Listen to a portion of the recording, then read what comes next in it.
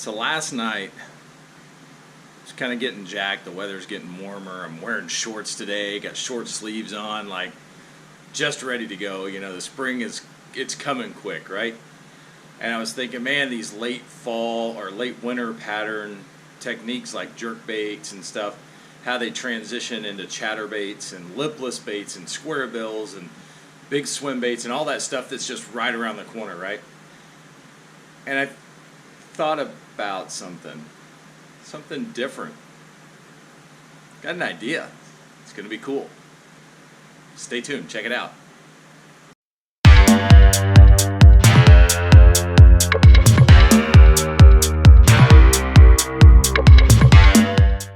All right, so last night I'm sitting there thinking all that stuff about these baits, and I'm thinking, man, you know, jerk baits, killer bait this time of year, even into the early spring. It's about time where the chatterbaits really come in. This is a D&M dredger swim jig. Big stout hook, obviously the blade.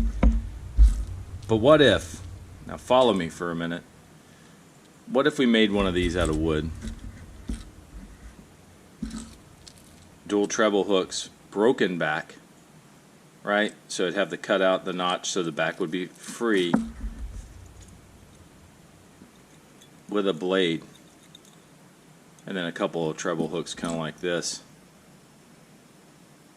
Maybe a feathered treble hook on the back. I think that's what we're gonna do. So first things first, I'm gonna draw out one that's the right size for the body, the wood part, and then we're going to jump right into getting this wood carved up. Okay, I know that Marling just put out a video very similar to this. I recorded this like a month and a half ago, a little bit longer than that. I'll put the date down here. But yeah, I did this a while ago, just been busy with everything and I didn't have a chance to upload it. So now it looks like I'm kind of copying him, but that's all good. He's a good bait maker, so his actually turned out better than mine as far as the action and stuff. But anyway, go watch the video. Enjoy. All right, so let's get to drawing and figure out what we got here. So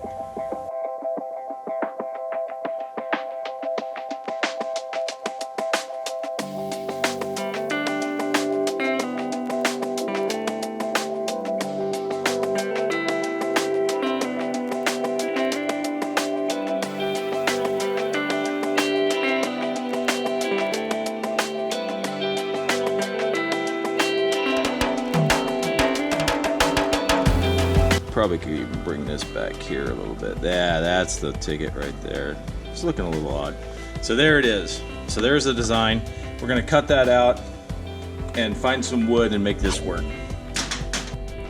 All right, so I don't really throw away much of my leftover wood stuff, you know, from other projects. So I keep it in a bucket, this bucket here. So let's see what we have. It doesn't have to be super thick. We've got a lot of leftover basswood pieces that might work really well. There's some, it's a little too skinny. That's a piece of balsa. I was hoping to find a little small piece of bass. Let me see here, pull some stuff out. This is bass. That's not long enough. There's some basswood in there. Again, not long enough. I think that's too short also. Oh, just barely. Yeah, that's just barely not long enough. There's a chunk here that I could use that would be okay. Yeah, I think I'll just use this because I really want to do this out of basswood. So I'm going to glue this on. We'll get this squared off. I'm going to cut a chunk probably out of one end here, probably this end. Glue that down and get that smoothed off flat so that it'll be easier to work with, so I'll sand this down. So that's gonna be our next steps here.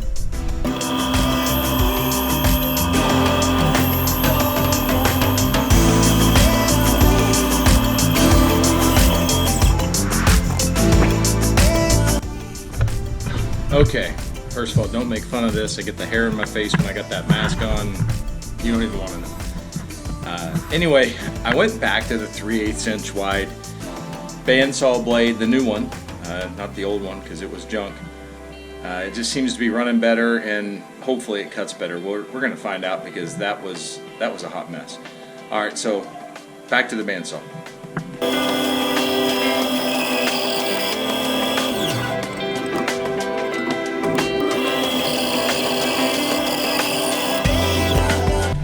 I'd say that worked a lot better.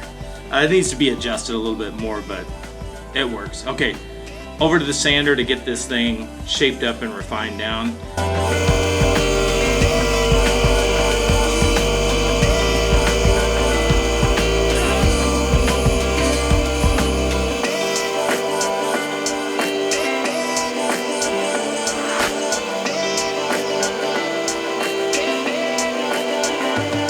All right, so I've got the sanding close. Got the profile done, got the overall plain view done. A lot of sanding left. I went ahead and scored the edges with the belt sander to get it ready for the next step, which is putting it in the vise over here and starting to really round this thing out quite a bit more, but I like that shape. Again, this is going to be a broken back bait. So here, after we get done with some sanding, and I might do it right now, cut it halfway, but we got to get that wedge in there, right? I think it's going to go about there. Yeah, I think that's about right where I want it. So we're going to go ahead and get that part done, and then we'll be ready to move on to actual refined sanding. All right, I've got my little magnetic angle thing here that is already set up, and drill line on the other side here to get that first cut done. Then we'll flip it around and do the other side.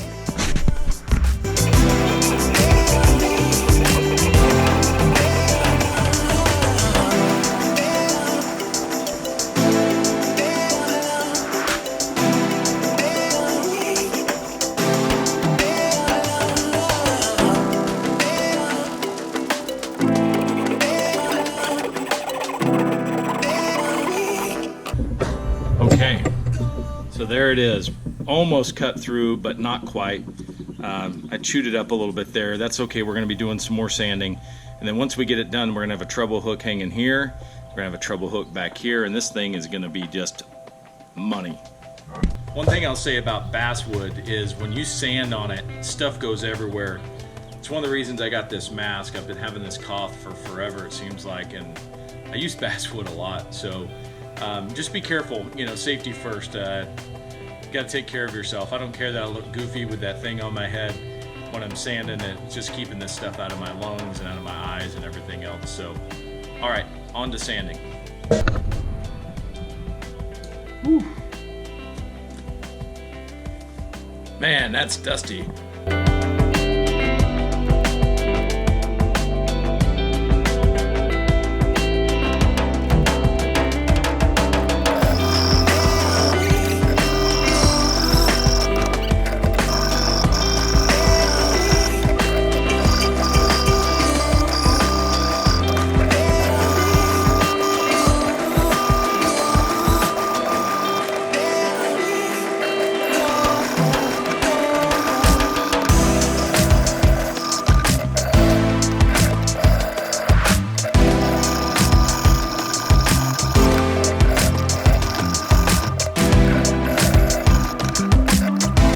Falling out of the vise like that, it's probably a good time to go ahead and take it out of the vise and start doing some hand sanding, not using like the aggressive thing. But look at that profile. That thing is really coming together really well. It's very level, very even, and just looks great. So I'm gonna get out some just different grit sandpaper and start honing this down, getting it shaped up the way we want. Get the lead pot plugged in because we have to add some weight to this before we start assembling. Okay, been a bunch of different grits of sandpaper here to get it really smoothed out. Look how smooth that thing looks. I got one little snafu here. See it? See it there? Anyway, it's not a big deal. It's not. Promise. Anyway, we're gonna take this now. I've got this super glue. This is just a Star Bond. It's a very thin, fast setting. which is good because we're just going to use it to coat the bait to get the bait, you know, waterproofed and sealed really well. So.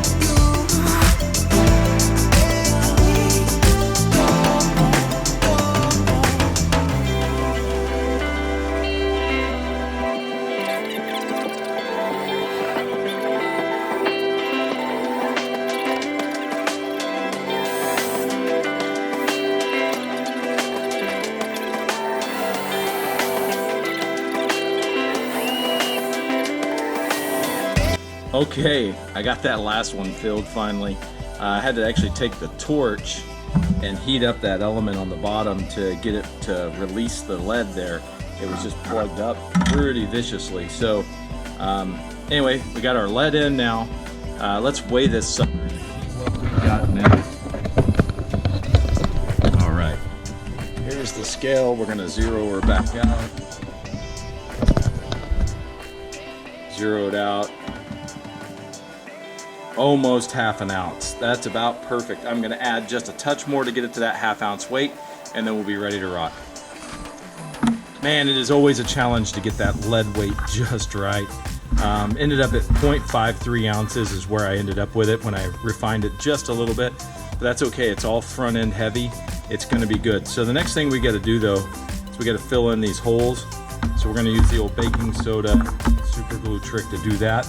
Once we get that done, we're going to drill out our spots for our hook hangers and for our line tie, which is actually going to also be where we tie on that blade.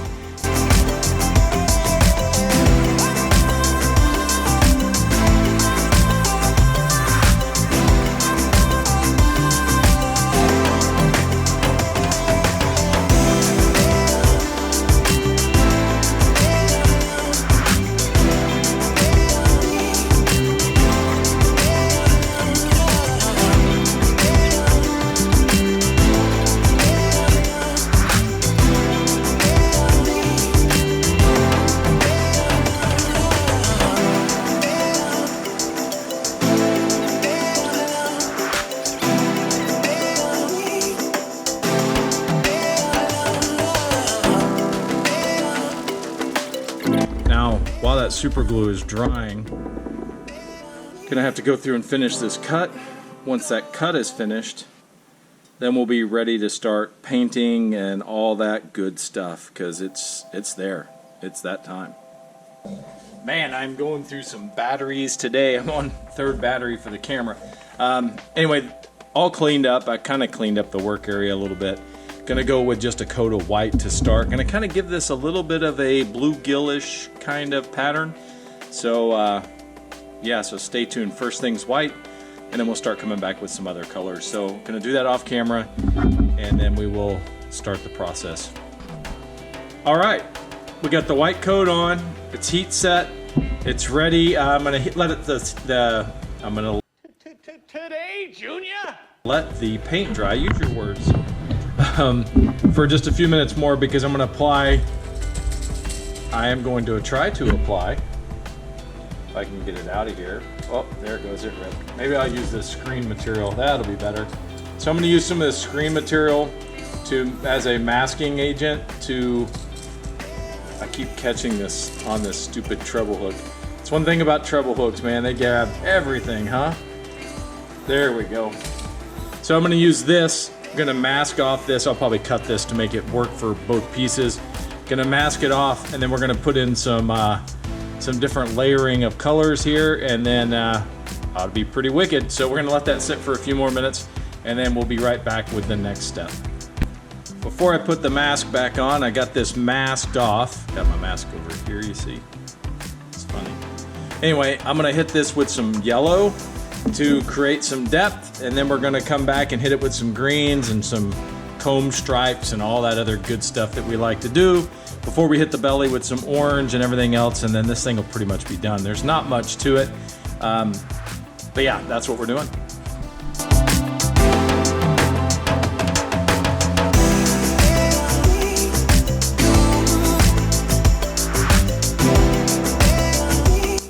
All right, let's go ahead and get this masking off of here. This is a kind of a one-step deal here.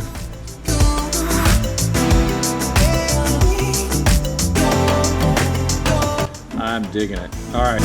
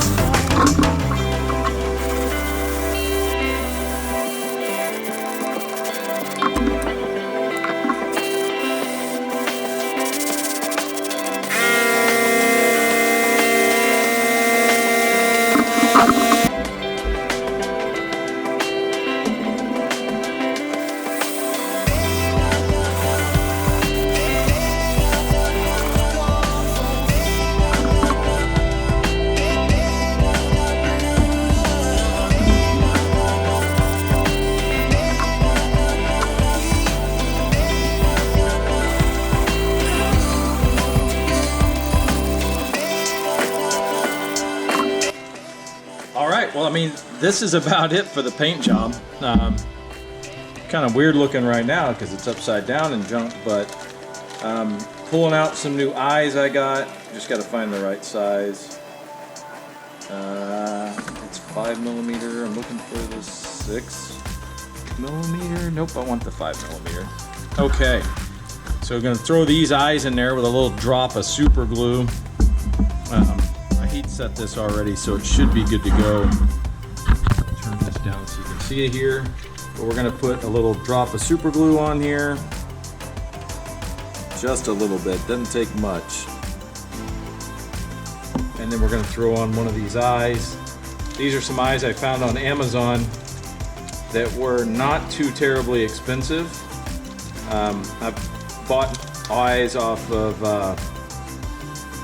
like Tackle Warehouse and other places, lure parts online in the past. No complaints. Take this off really quick. No complaints on any of those eyes. These were just, they have a variety, a big variety, this company does. So I thought, well, I'd give it a shot. So that's what we're doing. See, that looks pretty cool. That's a good looking eye. Yeah, they're called Aventik, Aventik. Not sponsored, none of that junk, just in case anybody's wondering. Not one of those deals, just, I think they look cool. They're cool looking eyes. So, anyway. Eyes are in. Snazzy. All right, so let's get this, let's give this a few minutes to cure up good. Try not to get super glue all over everything, and then we will come back and do the assembly, and then we'll be ready to give her a test, hopefully. So the bait's in the UV chamber, getting all cured up, and while it was doing that, I decided to go ahead and tie the treble. It'll go off the back of that. There's a little bit of flash on the bottom. You can kind of see it. I meant to make it very subtle. And then that orange and green to match the bait. So I think it looks pretty good. I am no expert at this, but yeah, it's always fun to do anyway. All right, I just pulled the bait out of the UV chamber. Here's the front portion. Looks great. Here's the rear portion. My logo kind of got a little overheated. That's okay. Snap that off of there. So here we are. Bam. Right? If you look at it like that, it still looks like one bait. We did a good job there. All right, time to put this sucker together. I have these two pieces from earlier. This is the front one, so what we're gonna do, I'm gonna make sure I got like 16 pairs of pliers here, because you just never know.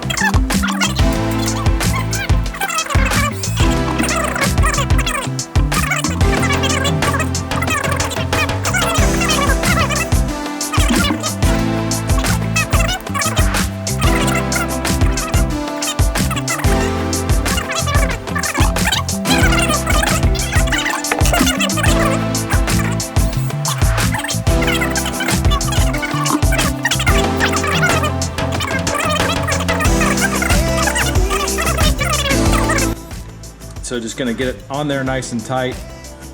Get it straight as we can get it, like that, and then I'm gonna hang this so it can cure for just a little bit. That super glue will take a few minutes to dry. You can see that kind of almost looks like a, if I can get it up there, kind of almost looks like a Seville, one of those Seville minnows or something like that. But here's the great thing, when this thing is all done and dried, it's gonna make a lot of racket in the water. Combine that with the blade, and we've got a killer bait here. So I still haven't put the blade on yet, but I went ahead and put the treble on the front and the back, and man, this thing is all tail. Look at that. This is gonna be cool. I cannot wait to get this in the water, but the glue should be set up well enough where we can get this on at this point. So I'm gonna pull this down. Should be as simple as sliding this in and around.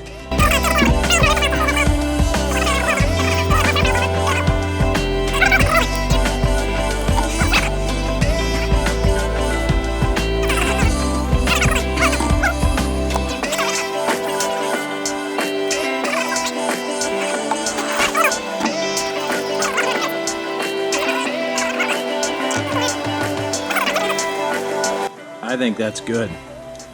All right. So there she is. Let's hang it so my blue hands will get out of the way. A chatterbait / swim bait thing. Before we go get this thing on the water, we should get a final weight here. Try to get it where it's zeroed out. There we go, zeroed out. Final weight, I'm guessing this thing's gonna be a little over 3/4 of an ounce. Oh, it's 1 ounce. Doesn't feel that heavy, but I guess it is. It's a little over an ounce. So cool, I guess. We'll see what happens. We'll go throw it and give her a shot.